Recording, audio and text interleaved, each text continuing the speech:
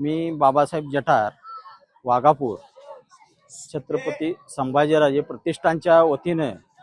दरवर्षीप्रमाणे गावामध्ये नियोजित कार्यक्रम चालू होता आणि त्यामध्ये आम्ही मर्दानी खेळ, व्याख्यान अशा विविध प्रकारच्या खेळ आणि या दरम्यान कार्यक्रम चालू असताना आम्हाला शासनाकडे आम्ही पोलीस प्रशासनाकडे डॉल्बीसाठी मिरवणुकीसाठी परवानगी मागितली होती, पण मिरवणुकीसाठी परवानगी नाकारून प्रशासनाने आपला हेकेकरपणा साध्य करून काही गरज नसताना SRP आणि छावणीचे स्वरूप ह्या वाघापूरमध्ये न भूतो न भविष्यतो अशी ही यंत्रणा राबवून भयभीत स्वरूपाचं वातावरण तयार करण्याची जबाबदारी शासनाने घेतली आणि पोलीस प्रशासनानं आजपर्यंत ज्या गोष्टी घडल्या नव्हत्या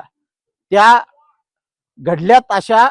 पेपरवर्क करून जणू काही महाराष्ट्रात वाघापूर हे नक्षलवादी आहे अशा स्वरूपाचं चित्र उभा केलं